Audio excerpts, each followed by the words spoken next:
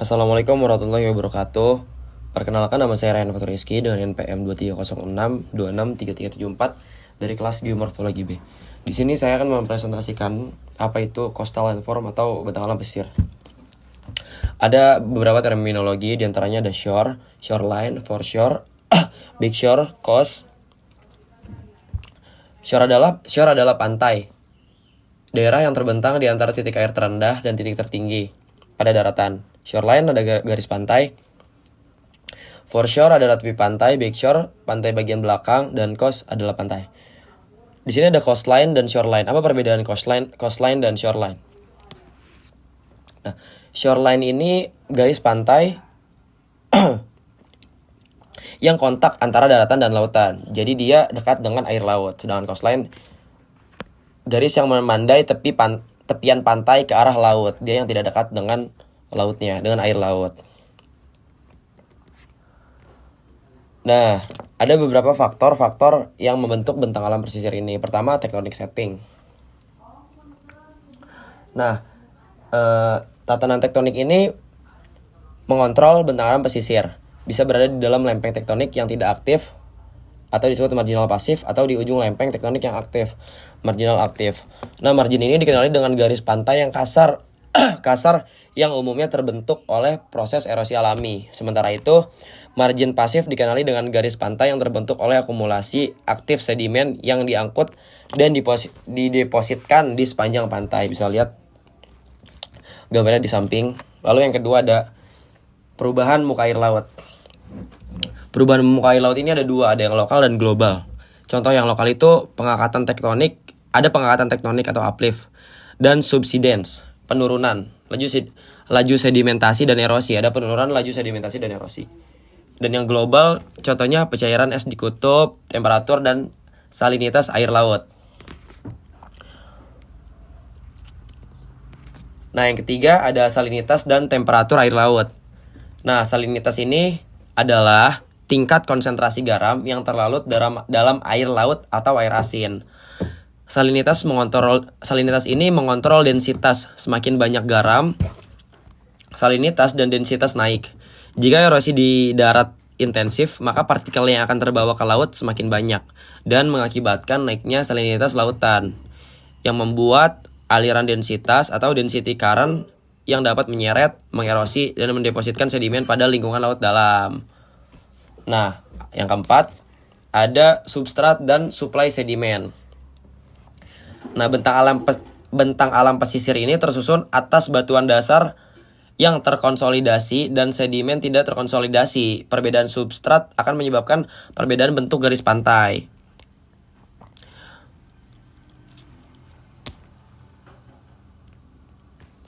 Lanjut yang kelima, ada pasang surut. Pasang surut adalah pergerakan badan air yang didorong oleh interaksi gravitasi antara bumi, bulan, dan matahari. Mereka mengontrol lokasi di mana energi hilang dan sedimen diendapkan. Contohnya ada di gambar sebelah di samping. Geometri benua, batimetri cekungan laut dan tepian benua, garis lintang, garis pantai, arus laut, dan sistem cuaca semuanya berinteraksi dengan faktor astronomi untuk menentukan ketinggian air laut dari waktu ke waktu di garis pantai tertentu. Yang keenam ada waves atau ombak. Nah, bentuk gelombang ombak itu dipengaruhi oleh kecepatan air atau velocity dan kemiringan pantai. Terdapat beberapa tipe gelombang ombak pecah, yaitu ada spilling breakers, plunging breakers, sama surging breakers. Gambarnya ada di bawah. Jumlah energi yang ditransferkan tergantung pada kecepatan air, durasi air, dan phase atau luasan di mana angin tertiup. Nah, lanjut ke slide berikutnya. Ada 5 aktivitas gelombang atau wave action yang mengontrol pembentukan bentang alam pesisir di pantai. Yang pertama ada erosi. Agen erosi oleh gelombang yaitu kekuatan gelombang. Kekuatan gelombang adalah jika gelombang bergerak dengan kecepatan tinggi, maka kekuatan yang dihasilkan semakin besar.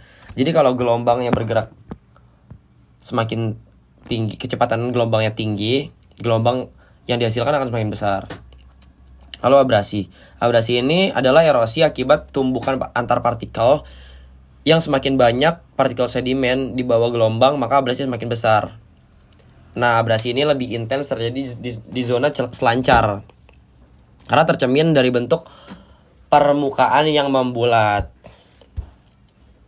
Lalu lanjut ada sand movements atau pergerakan pasir. Ada swash, ada backswash. Nah, kalau kita lihat di gambar, swash ini pasir yang dari laut ke tepian. Kalau backswash, tepian dibawa ke air laut. Atau membawa, swash ini pengertiannya membawa sedimen ke pantai dengan kemiringan sudut. Backswash membawa sedimen secara tegak lurus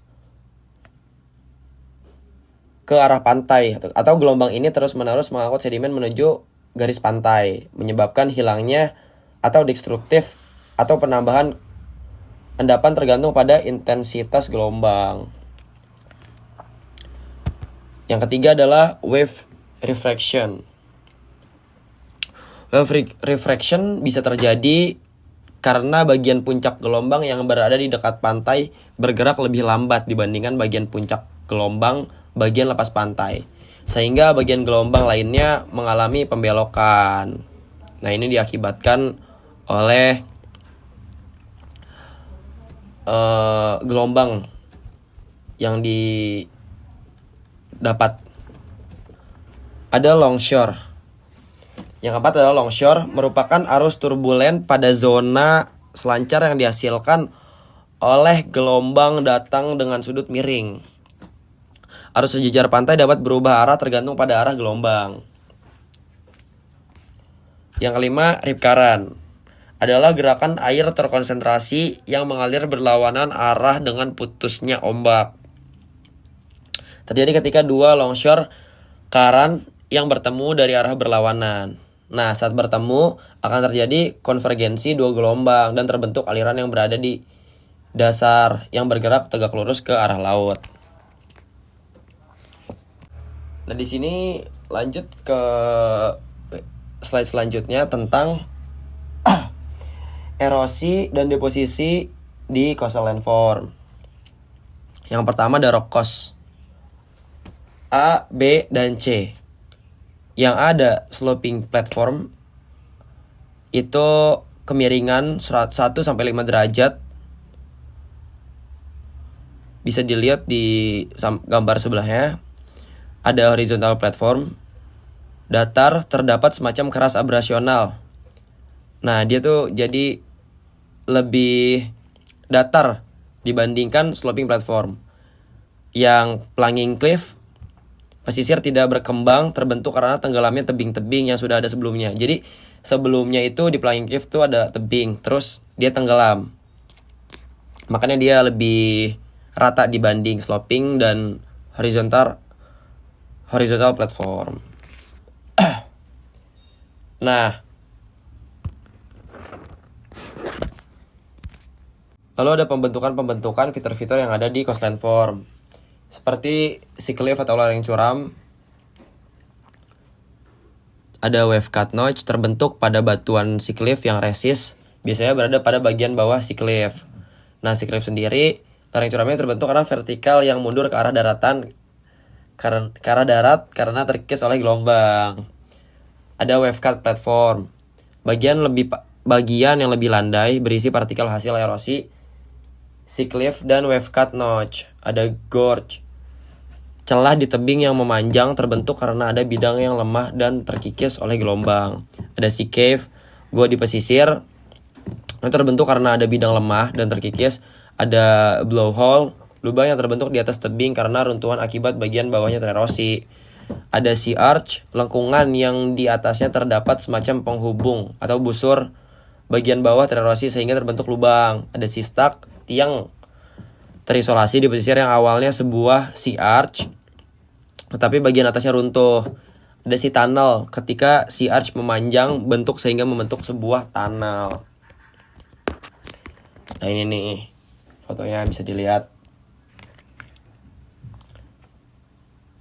Nah, lanjut, zona pantai ini dapat dibagi menjadi 5. Ada offshore, inshore, foreshore, backshore, dan longshore bar. Nah, offshore itu area yang terrektensi menuju ke arah laut, mulai dari breakers. Inshore, breakers, tambah surf zone. Bisa dilihat gambarnya di sini.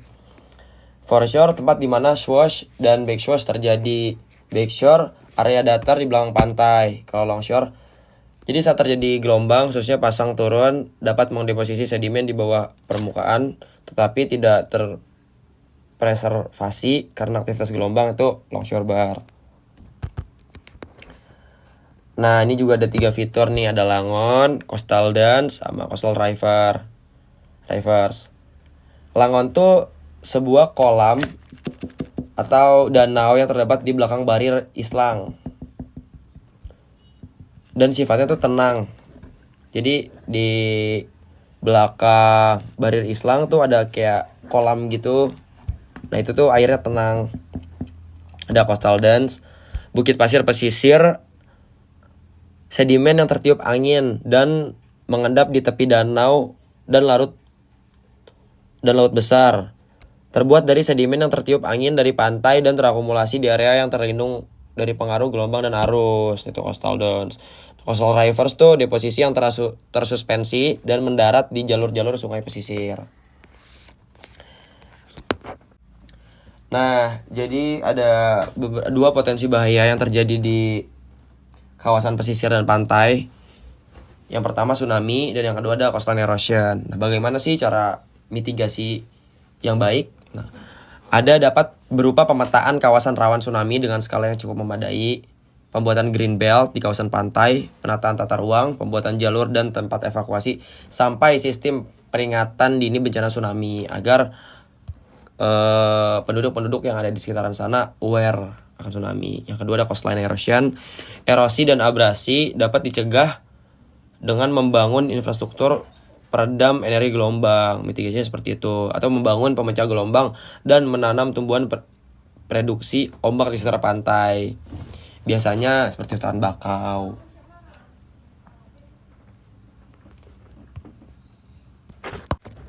Ini ada pendapat saya tentang reklamasi pantai. Kawasan reklamasi pantai merupakan kawasan hasil perluasan daerah pesisir pantai melalui rekayasa teknis untuk pengembangan kawasan baru. Tujuannya reklamasi itu untuk menjadikan kawasan yang tidak berguna atau tidak bermanfaat menjadi lebih bermanfaat. Nah, ini kawasan-kawasan yang direklamasi itu biasanya dimanfaatkan untuk kawasan pertanian, pemukiman, dan perindustrian. Nah, dampak negatifnya bisa memberikan permasalahan fisik, sosial, dan ekonomi bagi masyarakat pantai. Terganggunya aliran air ke tambak dapat berakibat kematian ikan, membunuh biota lainnya di sekitar wilayah tersebut. Namun yang paling merugikan adalah hilangnya tempat berpijah bagi ikan-ikan tertentu di kawasan tersebut, terutama bila proses reklamasi mengurung sebagian atau seluruh hutan bakau. Ada ancaman banjir dan perubahan ekosistem. Kontroversi pada proyek Pantai Indah Kapuk di Jakarta dikritik karena berpotensi menimbulkan dampak negatif bagi lingkungan, serta tidak sesuai dengan peraturan yang berlaku berdasarkan berita di suatu koran. Kompleks perumahan seluas 1.160 hektar ini telah lama menuai kontroversi sejak dibangun pada tahun 1989 di sebuah lahan yang sebelumnya merupakan hutan mangrove dan rawa. Namun, konstruksi proyek ini disetujui oleh Menteri Kehutanan saat itu, Hasrut Harahap, dan Gubernur Jakarta, Wiyogo Antromadito, sesuai rencana tata ruang wilayah DKI Jakarta 1985 sampai 2005. Lokasi di Pantai Indah Kapuk awalnya merupakan ruang terbuka hijau, tetapi kemudian diganti menjadi area perumahan pada tahun 1995. Daftar pustakanya. Terima kasih.